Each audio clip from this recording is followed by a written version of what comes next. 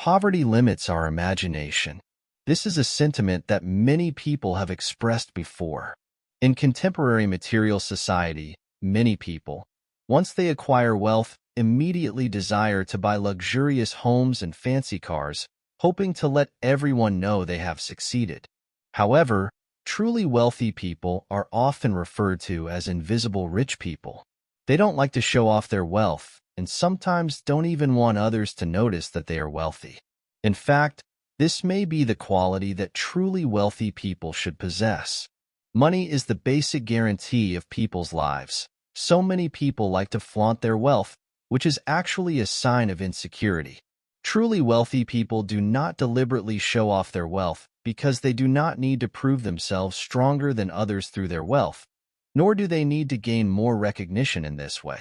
Only those who take their work seriously and remain humble towards others are more popular among people. Being humble doesn't necessarily mean being less capable, but it often means living more for oneself.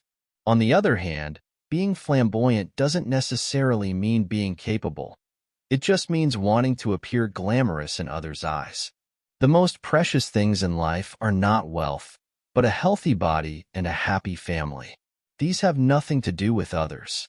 If we wish to be popular and respected among people, we must avoid flaunting the following 3 things. 1. Do not flaunt wealth. This is the most important point. Your wealth has nothing to do with others because the money you earn is yours, and you won't just give it away to others. When you tell others you are wealthy, it's merely to show off. But others may not be as wealthy as you and might still live happily. Once they find out you are much richer than they are, their mood and feelings naturally won't be good.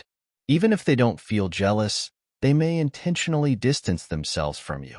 After all, no one likes having a friend who constantly reminds them of their own shortcomings.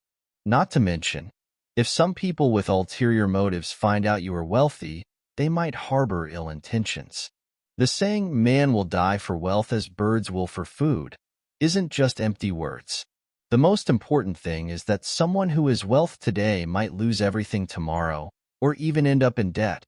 In ancient times, people often said that money is an external object, something you can't take with you when you're born or when you die. So what is there to flaunt about it?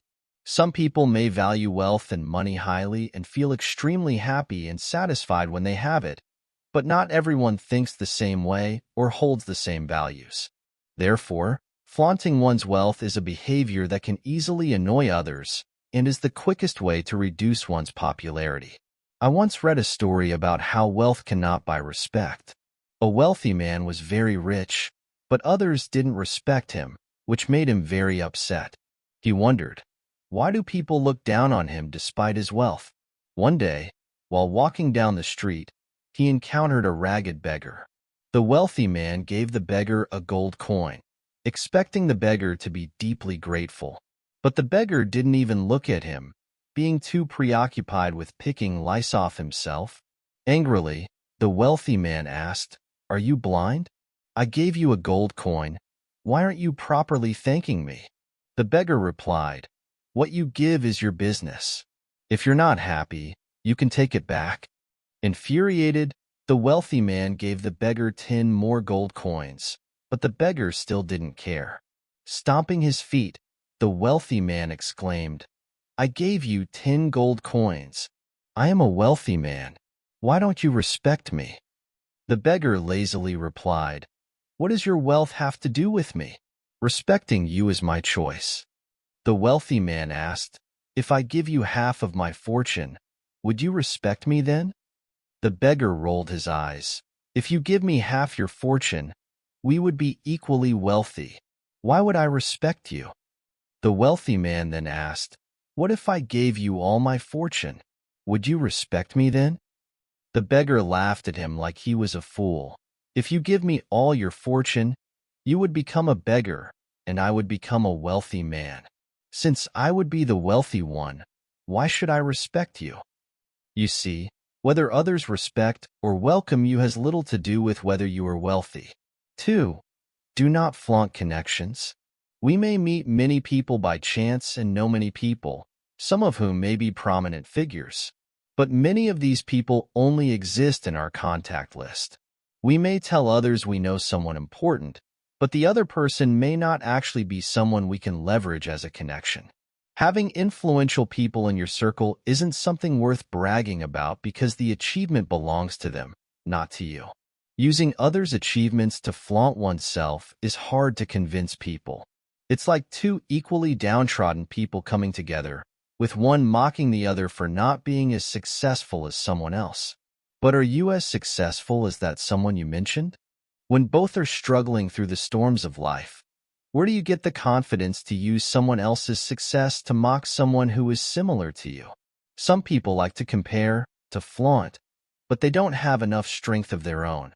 So they compare others they've heard of, seen, or known.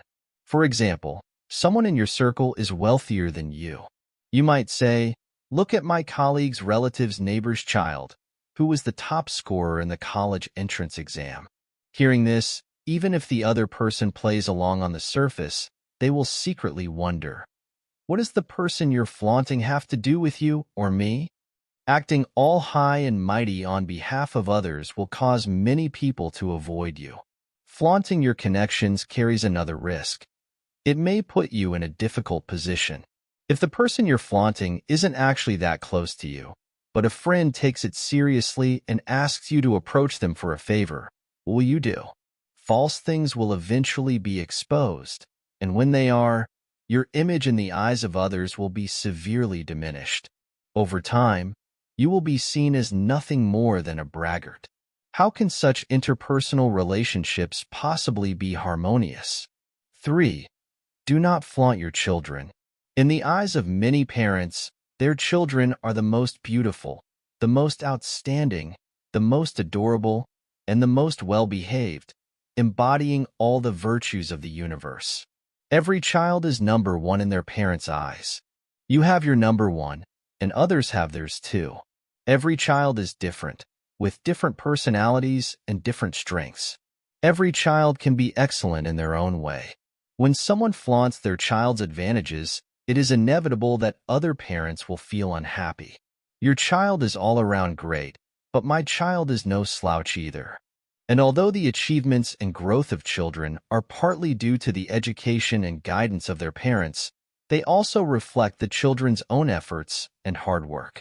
Think about it. If a parent spends money to send their child to dance classes, but the child refuses to practice, no amount of money or the best teacher will help.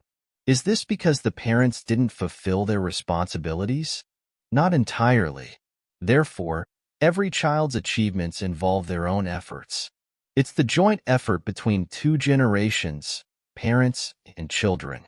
Every family has a different way of getting along, so naturally, the children raised will be different. Such comparisons and flaunting, when done too much, will inevitably annoy others. Humility has always been a form of self-cultivation and a kind of wisdom in dealing with others. People who don't flaunt or show off often live better than others. This is because they understand how to quietly live a good life of their own, warmly embrace and appreciate the lives of others. Such people are much better than those who deliberately flaunt.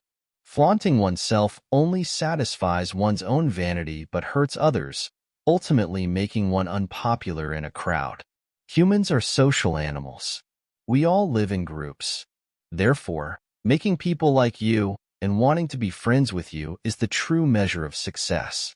Even if you are sensitive and timid by nature, you can still work hard to make yourself more likable and friendly to others. Love others, but also love yourself in life. May your future life be one where you are well-liked and filled with sunshine. Well, that's all for today's sharing. If you like this video, don't hesitate to give it a like. You might also consider subscribing, sharing, and leaving a comment below. See you in the next video.